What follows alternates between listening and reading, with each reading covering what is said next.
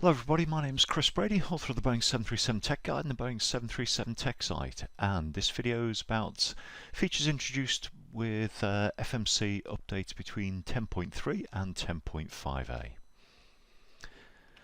So as you'll know if you've seen my previous video, this is one in a series of 4 covering all FMC updates from 10 right through to the present day with 10 with update 14. So this particular one will be covering 10.3, 4, 4A, 5 and 5A.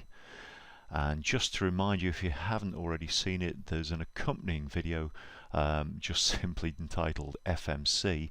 That one focuses on the hardware, so the FMC hardware itself, the CDU, and enunciations, inputs, the various databases in use, and a look at the maintenance pages as well.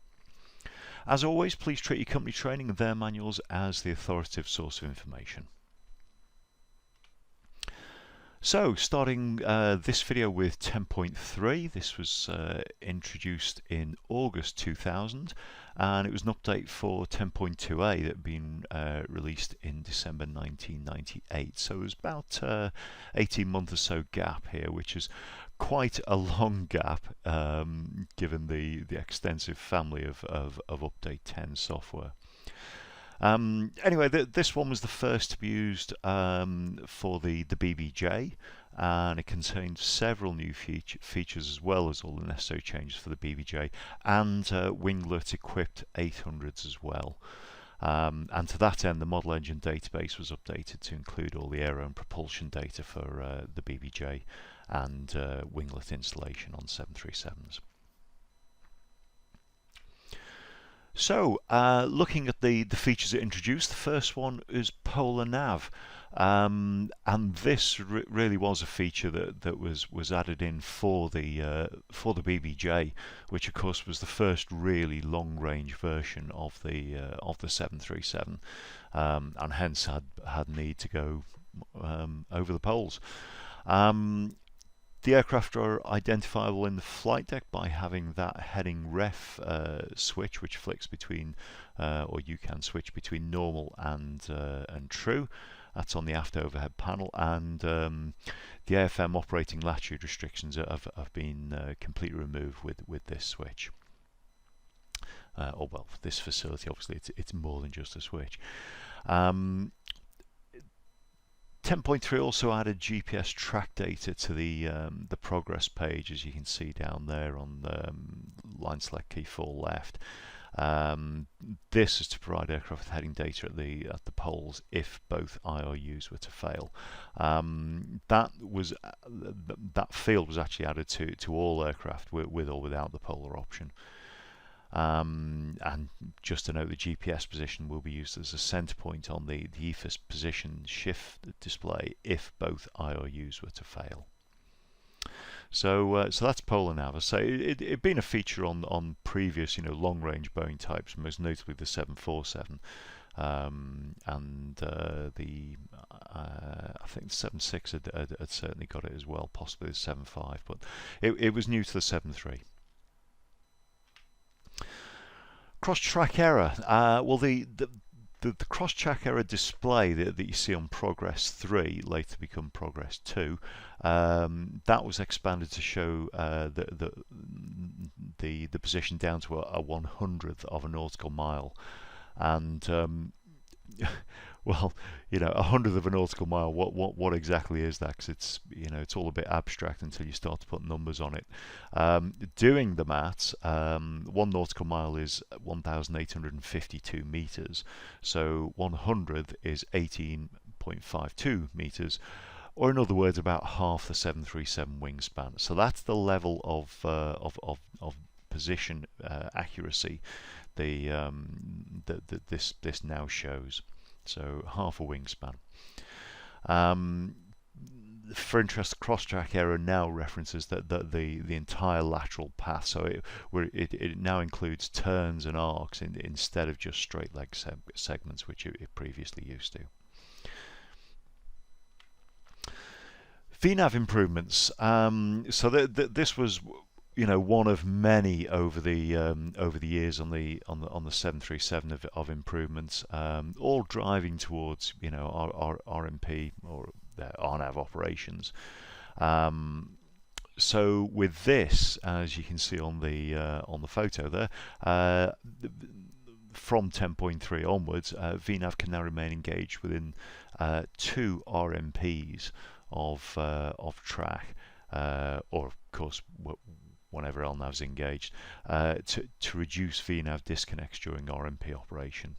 And you can see there you got 3.6 right of track, the RMPs 2, so yeah, you're within the 2 times RMP window. Also, VNAV no longer disconnects at glide slope intercept unless the glide slope is armed, and this is to help support ILS overlays. Geometric path descent. Yes. So you either love or hate this. Very much a Marmite feature of the 737, but it was initially introduced way back in 2000. It was kind of snuck in there as an option.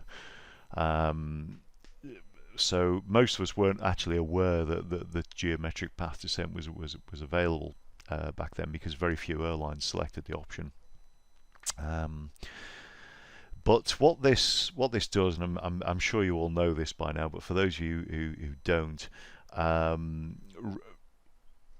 what geometric path descent enables you to do, or enables the aircraft to do, is to fly a constant gradient path between 2 altitude restrictions in the descent.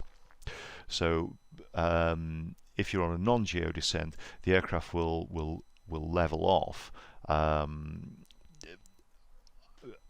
until it intercepts the idle thrust, i.e., your normal descent profile, and then it'll go down. So it'll fly level, and then throttle's closed, down you go. Whereas a geometric path descent will fly whatever angle connects the 2 altitude restrictions at whatever thrust is required to maintain your target speed.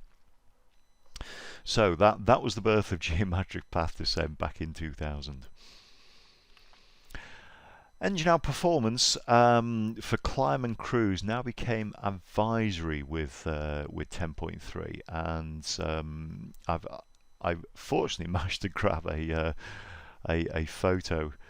I have been collecting these photos for a very long time in my flying career. So this was one I was kind of glad I got before it went, and that shows you a modified engine out climb. So that's obviously pre 10.3.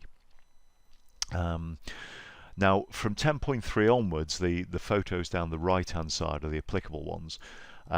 So you can still, when you select engine out at 5 right, you still then get an option to go left engine out or right engine out, and you can select them, but it's no longer executable. In other words, the execute light doesn't illuminate, and therefore you don't get a modified flight plan as you used to do in pre 10.3. So again, just a little tweak to the operation there. Engine out SIDS, a fantastic option this is, and really wish it was standard, but sadly it's a customer selectable, i.e. payable option. But for those of you whose airlines don't have this, then this perhaps comes as a revelation to you that the 737 can do this. So when you've got the option selected, engine out SIDS are actually preloaded into the nav database, in conjunction with your airline's policy on what those engine out SIDS and the strategy might be. When you're setting up the aircraft during your pre-flight prep, when you're setting up the FMC, you pre-select the one that you want to use from the departure page, as you can see down there in the photo on the bottom right. Then, should the worst happen and you do have your engine failure after takeoff, and the flaps are still extended, then the engine out SID that you pre-selected will be inserted into the flight plan when the engine out prompt on the climb page is selected. So again, this is the first iteration of the engine out SID feature, because those of you who now have the current version will be listening to me saying this, saying, no, that's not how it works. No, that's not how it works now, but that's how it used to work way back in the year 2000. You had to manually select engine out to activate the engine out SID. And I'll say that this feature was improved several times actually in subsequent updates, which I will come on to, of course, either in this video or the next ones. Quiet climb option. This is a fairly rare option, but those of you operating in noise sensitive areas may well have this this feature activated. So this is all about noise abatement immediately after takeoff. So what happens? It gives you a quiet climb cutback M1 target. So here you can see I've highlighted it. The cutback M1 is 78.2%, and that will kick in at the pre-programmed thrust reduction altitude, which you can see is 800 feet on the takeoff 2 page, and it will you will get your climb thrust back again at the restore altitude, which is shown there at 3,000 feet. That cutback M1 is not, contrary to popular belief, arbitrary, although you'd be hard pressed to work out where it came from. It will actually guarantee a minimum engine out gradient of 1.2% between the reduction and the restore altitude. So that's where that number comes from. It's that minimum engine out gradient of 1.2%. The default thrust reduction and restoration altitudes are in the model engine database. They can be changed by your airline through the loadable performance defaults database, the LDDB, and they can also be manually changed in the McDo here on takeoff 2, or if you've got the ACARS option, you can uplink them as well. But generally, most folk go with airline policy and the defaults, unless, of course, the particular airport you're operating to specifies anything else. So that's quiet climb. A feature which surprisingly wasn't automatic from the beginning, but now the CDU will automatically switch to climb page from the takeoff page when the weight goes off wheels. Yeah, it's hard to remember the day when this didn't happen, and we used to have to you know, reach down and select climb. But there we go. From update 10.3 in 2000, they made it standard. The classics. Now, for those who weren't flying the classics at the time or aren't aware of the 737 history, and I will cover this in a later video. I will do a special on the rudder story of the 737. But there were a number of accidents. There were several accidents and incidents where it was strongly suspected that the rudder entered a hard over condition, i.e. full deflection in flight, which couldn't be overcome by aileron authority. And as a result of this, whilst the system was being redesigned, the block operating speeds for flap 5 and 10 were increased by 10 knots in accordance with the table that I've reproduced there. The photo on the right just shows the old flight controls panel, and you can see that there is no standby rudder on like there on the pre-RSEP aircraft. In update 11, there was an actual direct feed into the FMC, which could detect if the aircraft had the RSEP, and it would automatically then use low block speeds for you. But I'll come on to that in update 11. But there we go. The block speeds were changed in the FMC. The climb M1 limit values, perhaps oddly looking back at it, the it only used to be that climb 1 or climb 2 M1 values will be shown on the climb page. That's the photos middle and right, highlighted in green. And if the climb was done at full thrust, the climb M1 limit value was not shown. I can't imagine why that omission was ever there, but anyway, it was addressed here with 10.3, and now, as we know, the climb M1 is shown on the climb page, regardless of whether it's full thrust climb or a climb 1 or climb 2 figure. All right, the SupNav database. Now, this is one of these things that I find a lot of people hardly ever use.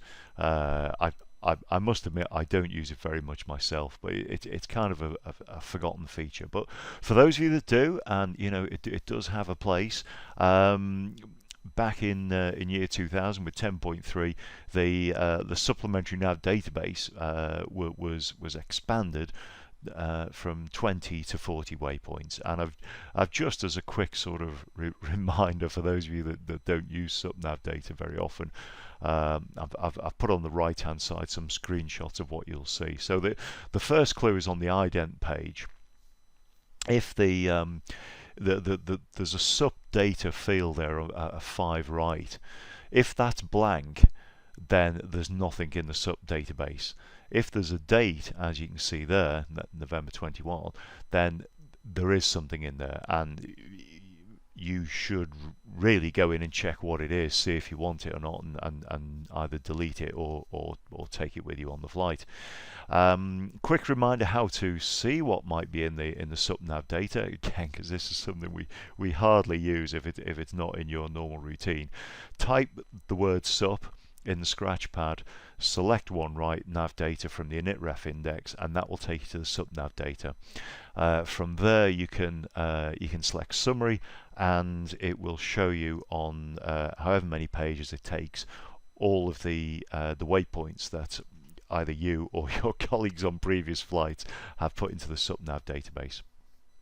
And I say it's been increased from 20 to 40 waypoints with 10.3, and I've just shown an example of what SupNav data might look like.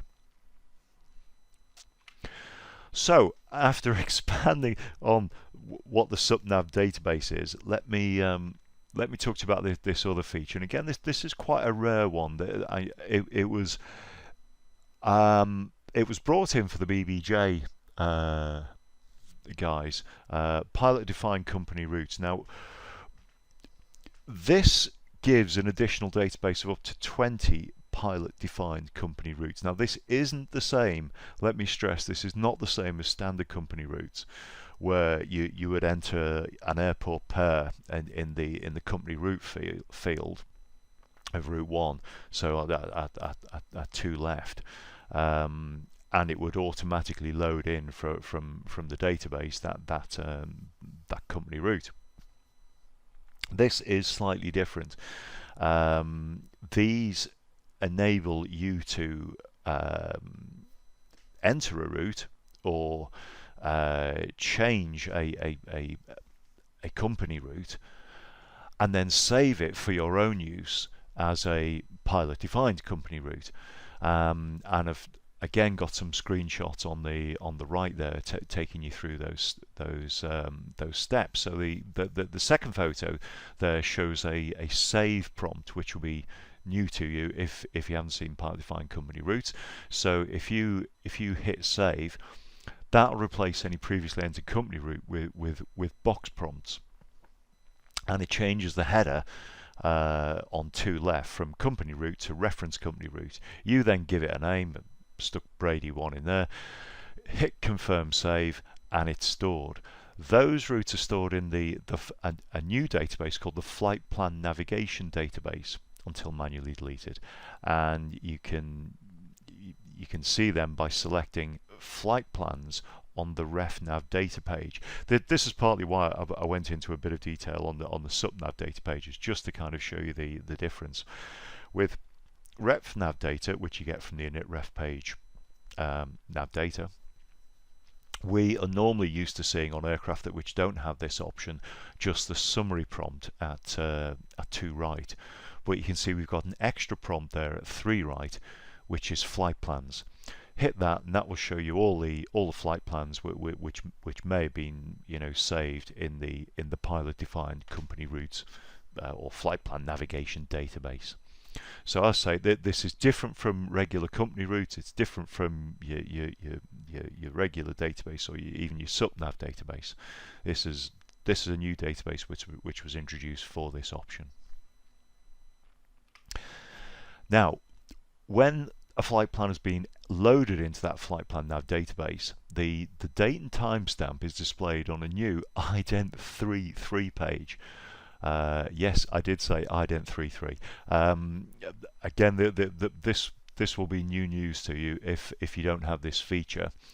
You can see that on the screenshot I've got of an U10.3, then you can actually see that this page is blank, which can mean one of two things: either there are no routes in the flight plan nav database, or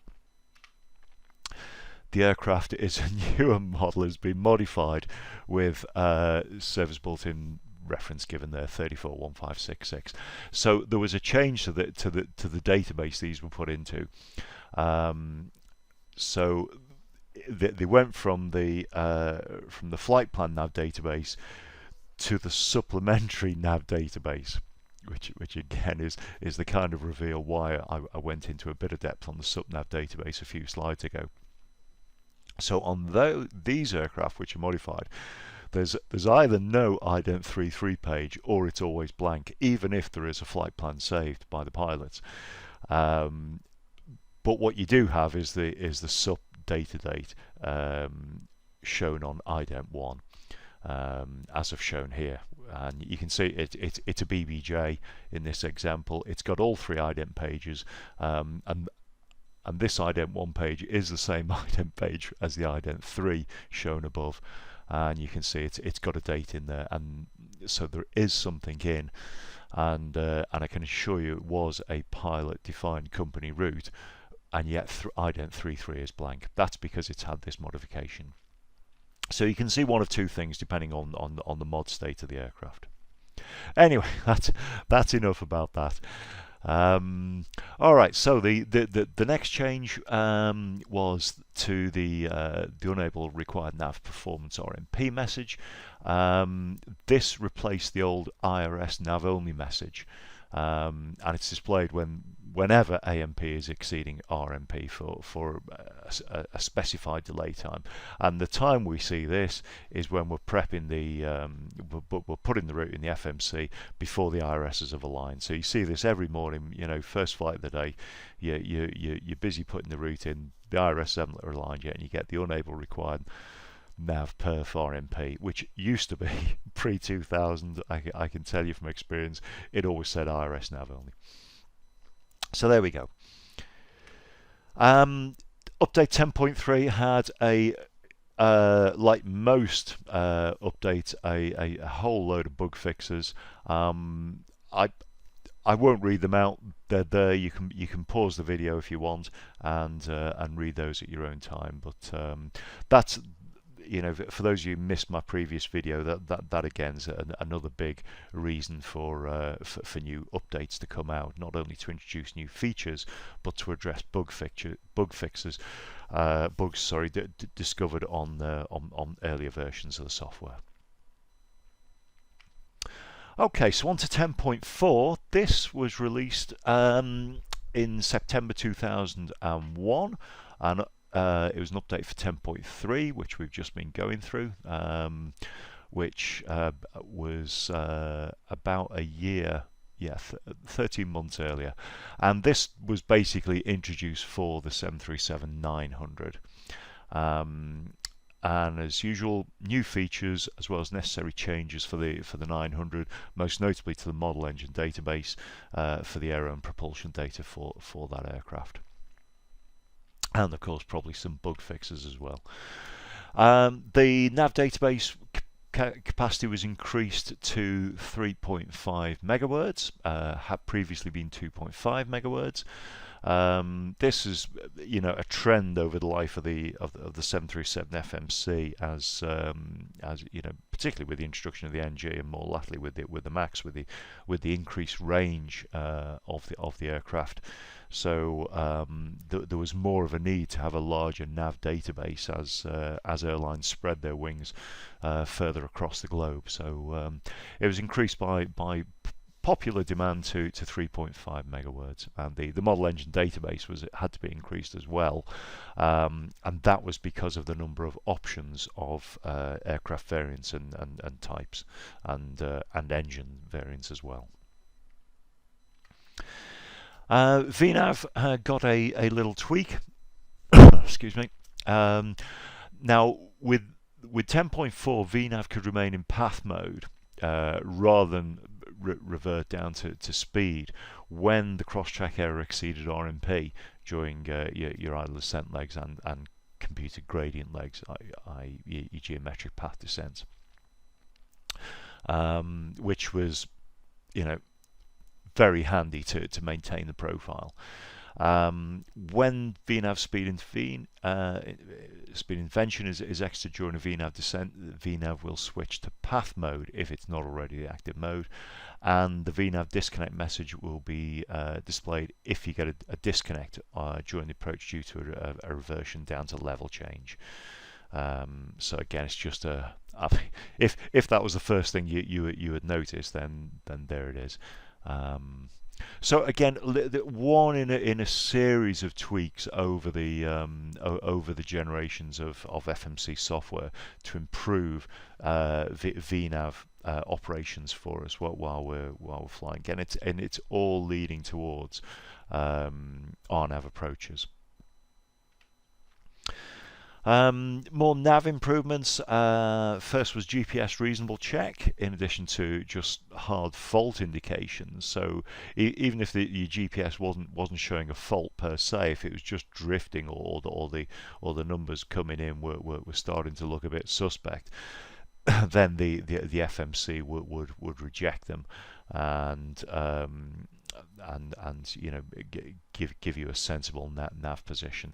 Same for IRS. IRS reasonableness checks were improved in, oddly enough, only dual FMC aircraft, such that FMCs are better able to identify and reject a badly drifting IRS, like the one shown there, which was actually only after about 2.5 hour flight, as I recall. The holding pattern size was resized for whatever altitude you were at. So the default leg time for a hold pattern is now based on your predicted altitude of the fix or the altitude you will be at the fix you're going to hold at. When the holding point becomes the go-to waypoint, the FMC then does a sort of final check of altitude, and it adjusts the whole leg time accordingly. And it will give you a 1 minute leg time below 14,200 feet, or 1.5 minute legs above 14,200 feet, in accordance with with standard procedures. The whole page itself had a couple of other tweaks done to it. So default values are now displayed in small font and large font. And this is standard for anything in the FMC now, but it was new back then in 2001. So if you have got anything from the nav database or a crew entered item, like for instance here the speed of 214, then it will go into large font. And obviously the fix is large font because you put it in there.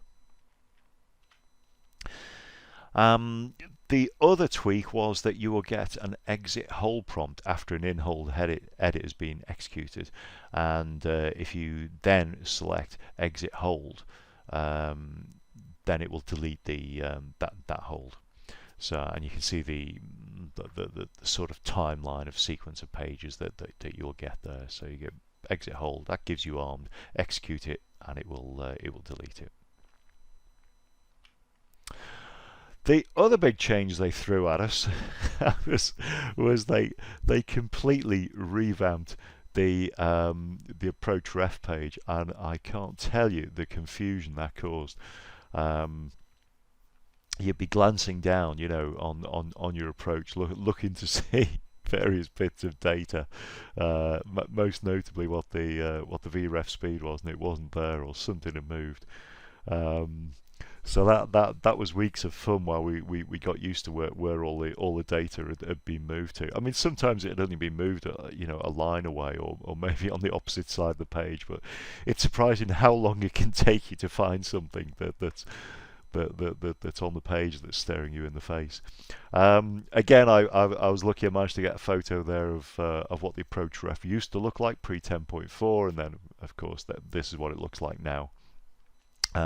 So there's a whole lot of rejigging done, which you can see just by comparing and contrasting the two photos there. There was an option introduced to disable or inhibit fixed D rates for takeoff, and with this done, then you're only allowed to assume thrust. Assume temperature thrust reduction, not fixed takeoff D rates.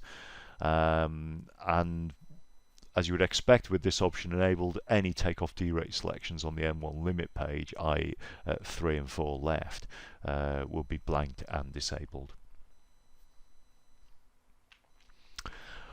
Automatic engine out SID selection. So remember me telling you after the engine out SID option was introduced with 10.3, there were various improvements made to it over its lifetime. Well, this was the first. This came in just one short year after the original feature was introduced. And on this, excuse me, the FMC will actually look for an engine out indication from the auto throttle.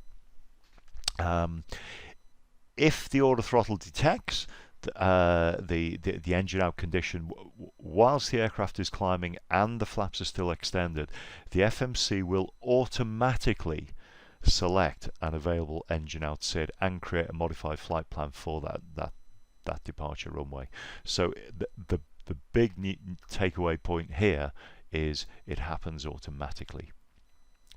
Now, for 10.3 or classics or NGs with an early auto throttle computer, and by that I mean pre-part number -52, and you can see the one on the photo is a -55, then the engine out prompt must be selected on the climb page to load the engine out SID, i.e. you had to do it manually.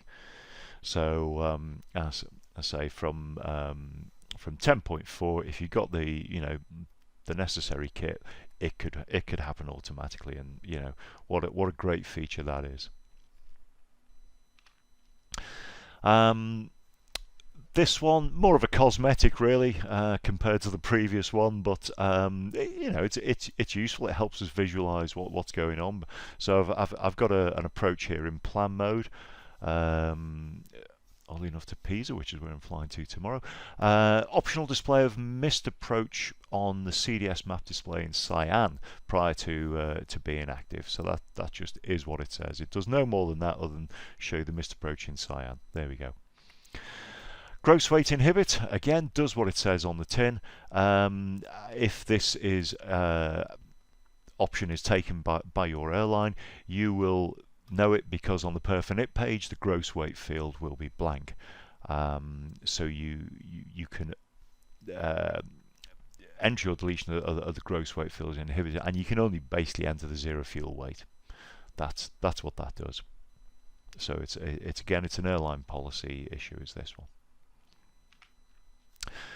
Runway approach tune disagree, stroke CRS error, course error. These are two new messages, scratchpad messages, which will appear when a tune frequency or selected course doesn't agree with the flight plan, and you'll get the most appropriate of one of those two. This is a new page that was added into the FMC FMCS byte pages, so it actually overspilled onto page 2, and this was hardware config, and as you can see, it'll display there your part number, serial number, elapsed time indicator, which is oddly enough blank in that photo, processor speed and the intersystem bus status. And this was introduced because there was a new FMC hardware item introduced, that this was the 2907 C1. Previously the hardware would be the 2907A4, and again go back to my FMC video for more details on this, but basically you could intermix two significantly different kinds of FMC, and this page would help you see what you had on board.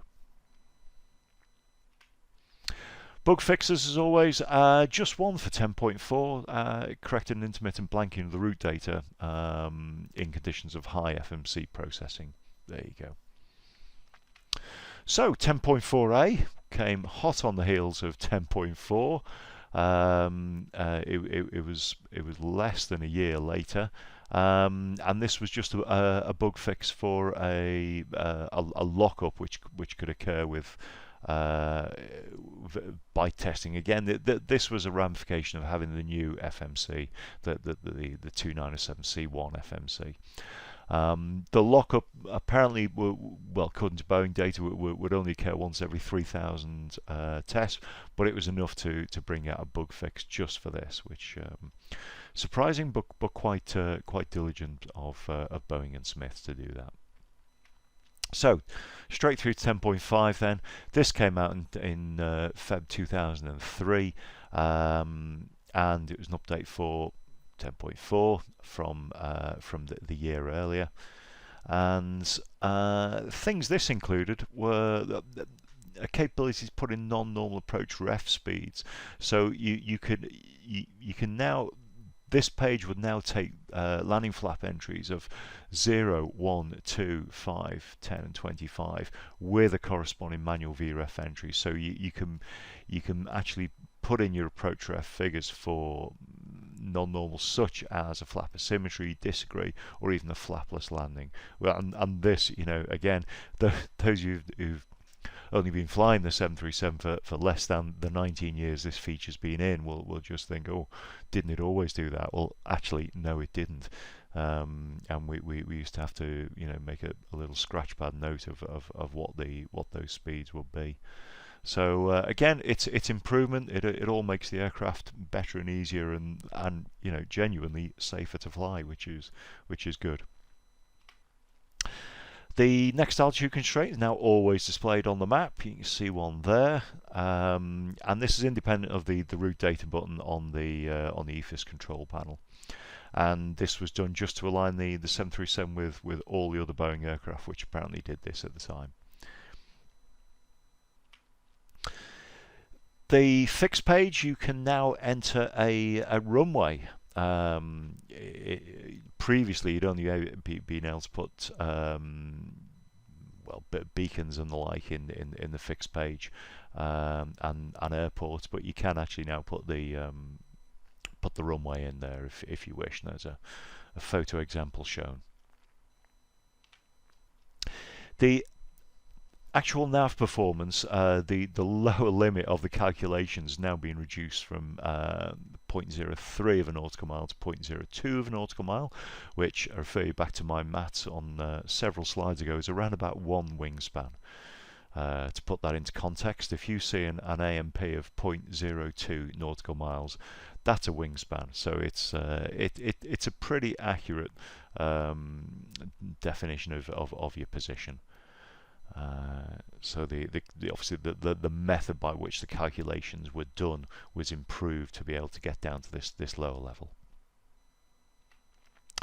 IAN, Integrated Approach Nav, this option came in saying 10.5, and a great step forward. This again, it's a shame it is an option and not standard, but this enables us to fly approaches in most approaches, in a similar way to an ILS approach, which is the one we do day in, day out. And of course, the obvious benefits of having an ILS look-alike approach are clear. So glide path and final approach course deviations and flight directed steering bars will be displayed. It'll even give you guidance for a visual approach, when you've selected a runway and a flight path angle on the arrivals page. So it's really useful. When the options enabled, your approach ref page has got a glide slope toggle down there at a 5 left. The default is on for an ILS or an IGS approach, and the default is off for a LOC, SDF, LDO or back course approach. But you, as the pilot, you can toggle it on or off as you wish, and in accordance with your company SOPs. Nav performance scales. Now these, I've written there. It's strictly speaking, it's a CDS software option, but it was only available with 10.5 or later. Hence, I've kind of included it here. I mean, the CDF software and the FMC software, and to be honest, the FCC software, they're all so closely intertwined. There's bound to be a bit of overlap. So anyway, I've included it here. It was, it's fits in with the chronology and the sort of telling the story of the development of these things. So MPS it integrates LNAV and VNAV with AMP and RMP into a display that you can monitor. Rather than having to look at a progress page for a number. What this does is it puts it on a moving scale for us, so we can just see visually what's going on and how our nav performance is doing. Huge step forward, really, very good, very intuitive thing to use. Less intuitive, well, I guess it was in the long run. Again, another revamp, so as if confusing the approach page for us what wasn't bad enough, they meddle with the progress page. Of course, it was a good thing in the long run. It just created a bit of confusion at the time. So these were all revised, and a fourth progress page was introduced called 4.4 or RMP progress. And this was added so you could more effectively check and, if necessary, change the lateral and vertical RMP, and also to monitor the lateral and vertical RMP. So they switched progress page 2 and 3 around, which had us confused for a while. And in update 13, for those of you who've got it, you'll know that a fifth progress page has been added, which is the fuel progress page. More words on vertical RMP. So this you can actually enter if you want. You can set your own vertical RMP on progress 4 there at 2 right, and this will set the full scale deviation for the nav performance scales on the PFD and the path deviation band, which I've shown there on the nav display. The default figure is 400 feet for oceanic en route and terminal phase of flight, but it does reduce for an approach, as you would perhaps expect. Usual syntax. So when you've manually entered a figure, the font goes to large. If you happen to change it to a value lower than the AMP, then you get a verified vertical RMP value message in the scratch pad. Now note that's not exactly the same as the verified vertical RMP message, which appears when the VAMP exceeds the default vertical RMP. So it's verified vertical RMP value, not verified vertical RMP. So a subtle difference there, but I thought I'd mention it. So examples, these always help, or they do for me anyway. So what we've got here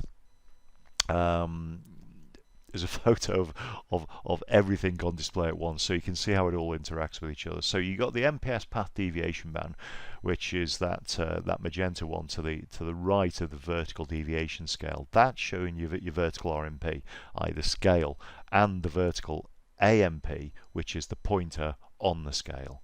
And so you can see what it looks like on the PFD, on the ND, and the McDo. Now, On this photo, the vertical RMP has been changed by the crew down to 200 feet, so you can see it's now in bold.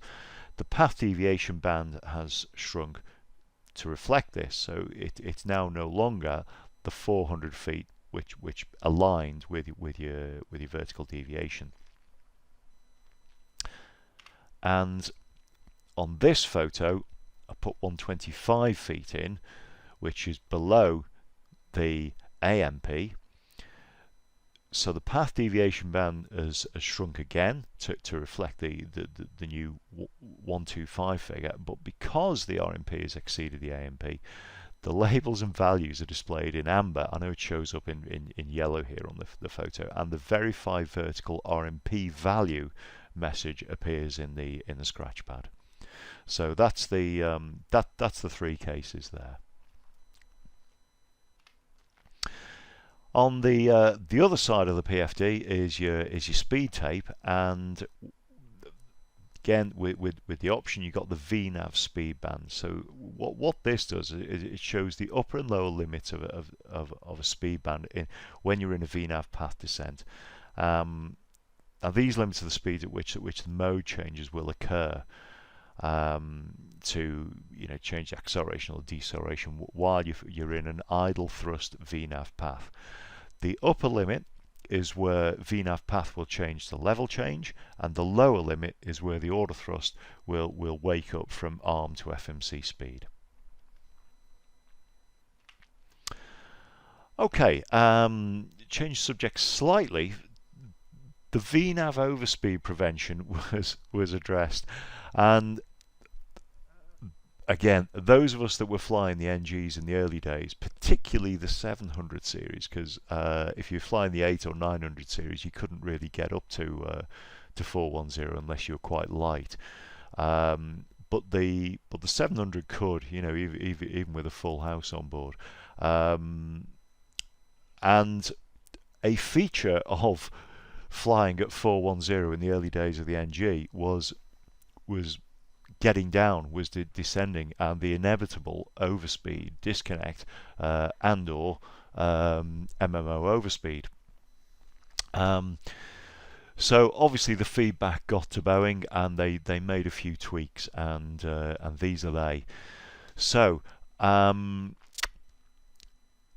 pre-update 10.5, the VNAV control authority was 7 degrees flight path angle when you're above the airport speed restriction altitude, fairly close to the airport, and 6 degrees when below.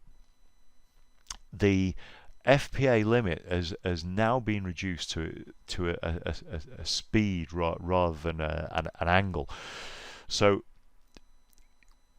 you've now got a limit speed of MMO, which is the applicable one really, or VMO with -5 knots when the airport speed when you're above that airport speed restriction altitude, and the limit of the airport speed restriction of plus 10 knots. So that can be, if your speed restriction is 250 knots, it'll be 260. If it's 220, it'll be 230. When you're below that airport speed restriction altitude. And what this does is it gives slower acceleration rates towards the barber's pole, allowing and this allows the VNAV disconnect speed to be safely reduced according to Boeing. And we all took a sharp intake of breath when we heard this, but the VNAV disconnect speed was actually reduced to within 1 knot of the barber's pole. It had previously been 7 knots. To which there was a collective shout of "you must be mad." But of course the other modifications they've made enable that to be done safely. They also put in a tropos breakpoint of 36,000 feet into the planned descent path, and again that helped with the environmental makeup of the atmosphere, the predicted, particularly things like the predicted temperature, which would change your top of descent point to be a bit more real world conditions to what you were going to encounter in the descent. So there we go. And I have to say, having flown before and after 737s, it did work. It was much improved. So a very welcome feature indeed. The double D rate M1 limit enunciation. So when double D rate was brought in, an example of that shown there on the M1 limit page, it got its own thrust mode enunciation of D-takeoff 2 for double D rate 2. GPS, or I should say, sorry, GLS. GLS procedures. So for the GPS landing system, which is GLS, the FMC will select the local area augmentation system, only GLS approach types, if they're in the nav database, and it'll decode the channel and deviation input. In other words, you can now select a GLS approach off the arrivals page, and it'll fly it. So obviously that needs the appropriate hardware in the aircraft, but at least now the FMC software is synchronized up to that hardware. ATS data link. This was a really nice step forward, and in plain English, this is CPDLC. The whole subject of ATS data link is littered with acronyms and abbreviations. I've tried to rationalise it down to one page here, which was some feat. But basically, this option, ATS data link, gave three main functions. The first was ATC data link, and that to us as crew is CPDLC, which we can do via the McDo. Okay, that's the big one for us as crew. Now behind the scenes, it also actually introduced ADS-C, and this used the data link, and this was all done automatically, as I say.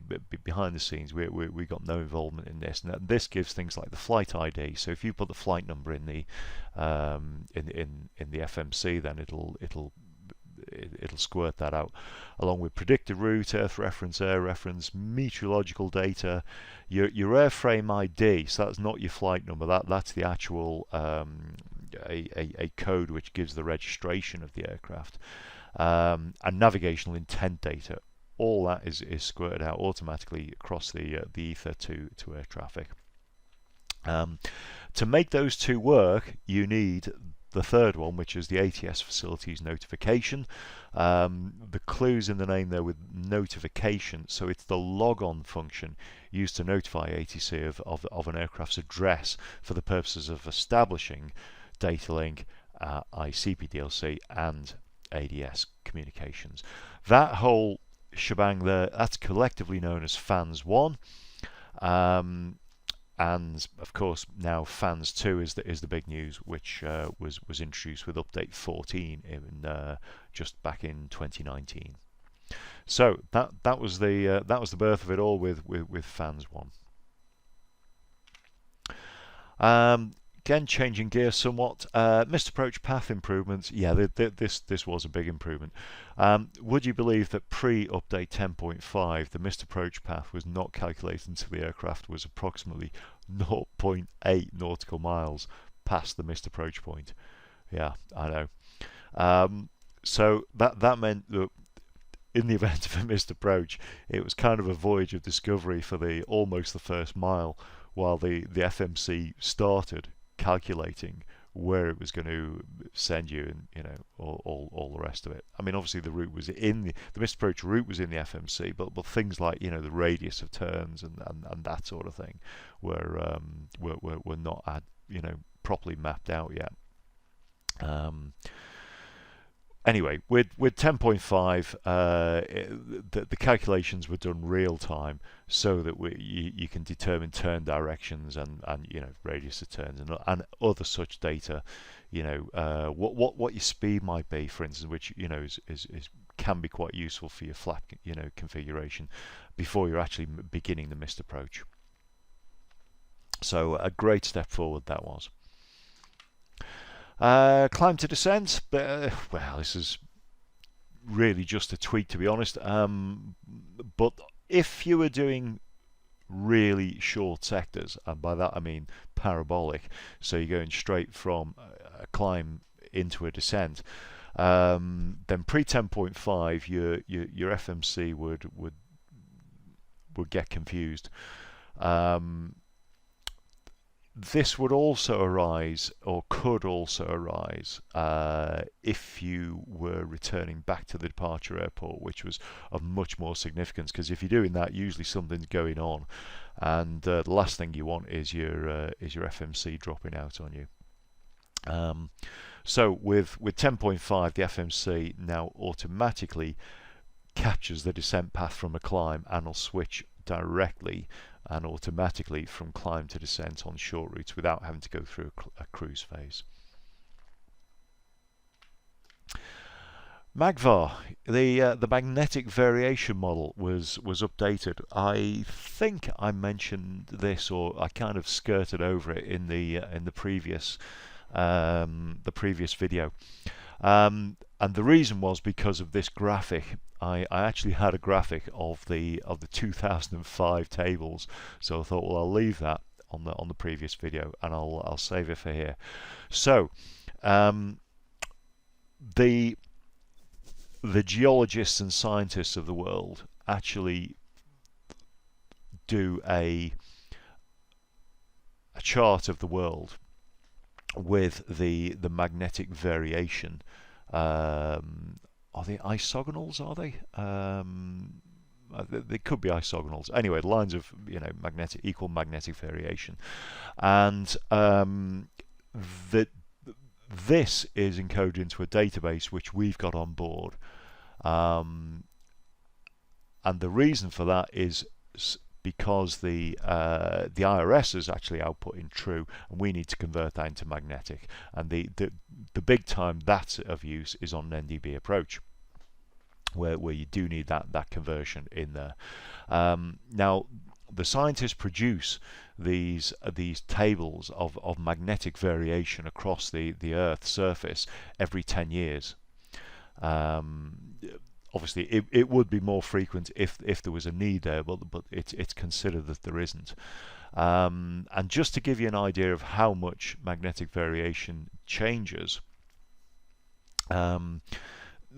this graphic here shows how much magnetic variations change between 2005 versus 1980. So that's over a 25-year time period, and you can see that there are areas, particularly in the polar regions, as you would expect, that I'll say that particularly in the areas of the north and south magnetic poles, where the change is in excess of 10 degrees.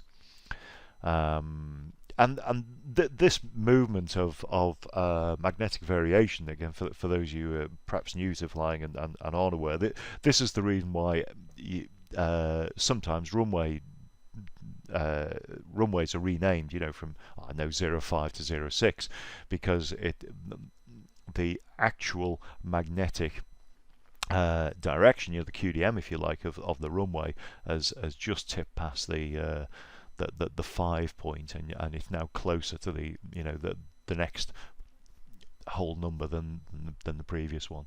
So these MAGVAR models are updated every 10 years, and they're brought into the FMC on that basis. So that's what's going on there. So the MAGVAR table was updated in 10.5. If you don't update the MAGVAR table, then really you could be exposing yourself to some serious track errors if you're doing NDB approaches.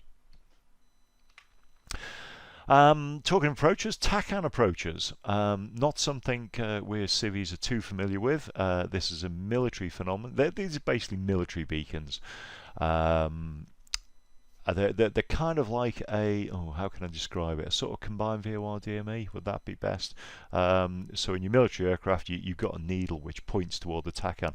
Looks like an NDB, but it's also got a DME readout as well. So that's kind of what, one TACAN display. So for the P8 and E7 versions of the 737, which are military, then they've got a need to use TACANs as well.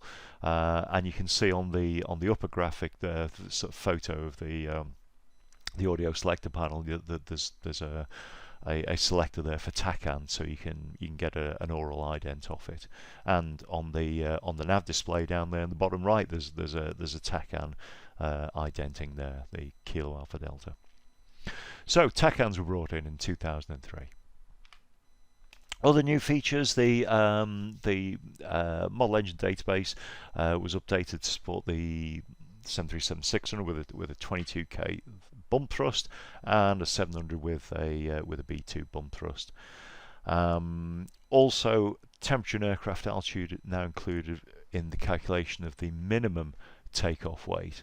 Note I said minimum takeoff weight. Again, this is something that doesn't really affect us flying, airline 737 operations, but for the BBJ guys, which have got, relatively higher minimum gross weight requirements, then it really does help them out, when particularly when operating from hot and high airfields. Bug fixes, several of these. Again, CDU blanking during a large number of flight plan wind data via ACARS. CDU blanking again, or CDS EFIS blanking when it's flying slightly below path during a descent. That's really not what you need, and that was subject of an FCOM bulletin. The bulletin reference, by the way, these are the standard Boeing ones. TBC is the Boeing company, so your airline, your FCOMs, you will have your own airline name before the dash and the number, and a number of other bug fixes as well, which again you can read at your leisure. So 10.5A.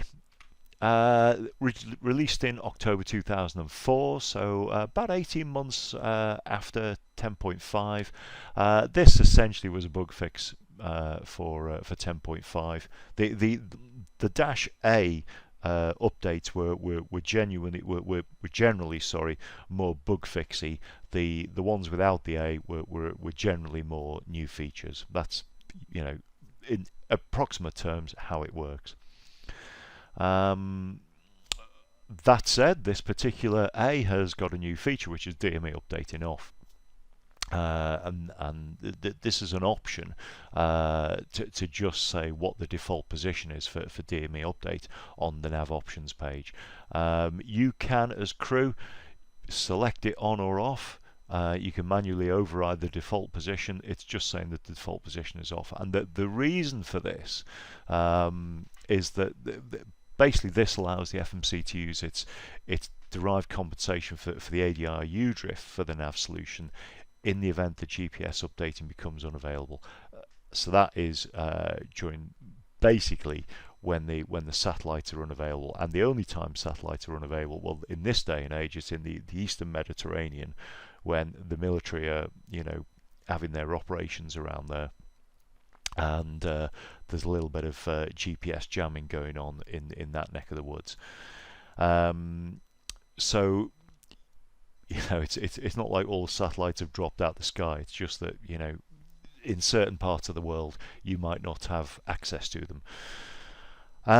So in that case, the FMC derived compensation using the ADI U drift is then more accurate for short-term losses of GPS than reverting to DME.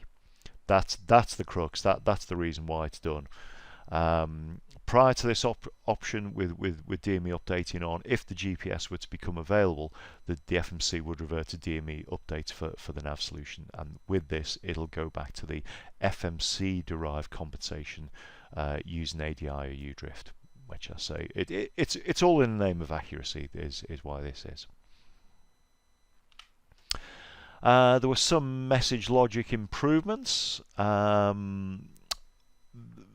various ones. One was to reduce the nuisance displays of reset MCP altitude on naval cruise alt, thrust required using reserve fuel, and check FMC fuel quantity. So the using reserve fuel, which is the one I've shown here, because this used to pop up quite frequently. What they did was there used to be a fuel quantity input time lag filter of 2 minutes when the aircraft was on the ground, and this was put in to eliminate the nuisance display of these messages due to the fuel tanks, the fuel in the tanks sloshing around during taxi and takeoff and landing. I mean, there were baffles in the fuel tanks, but it still does slosh around. I mean, when you take off, you see low pressure lights on the on the forward fuel pumps. It's just the same thing. Now, unfortunately, this led to results of the reports that the FMC was slow to provide the correct fuel quantity during refuelings. Well, you can't have it both ways.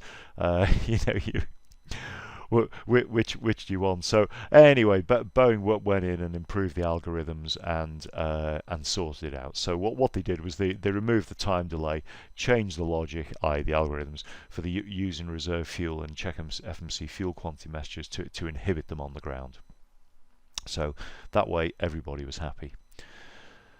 A map shift bug, yeah, this was so significant, or potentially so significant, that the FAA actually issued an AD on this, which is unusual, but it was. So for dual FMC aircraft using update 10.3 to 10.5, the nav position could be, let's say, inconsistent with the displayed FMC calculated AMP value, and you get a verified position message, and the combination of a map shift and that incorrectly displayed AMP was what caused the FAA to issue the AD, and this mandated that FMCs be updated to 10.5A or above.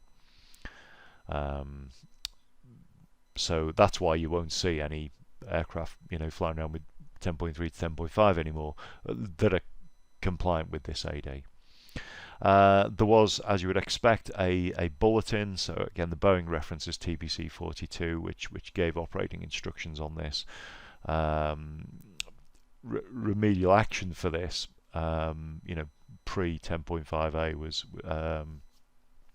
reducing the speed below 250 knots and moving the FMC source select switch. Anyway, that's a thing of the past. That's gone, but a useful sort of historical record, I guess. Another bug was an arc leg sequencing one, and 10.5A was actually delayed slightly to fix this bug, which was discovered late on. And this could result in improper leg sequencing from a fixed radius turn to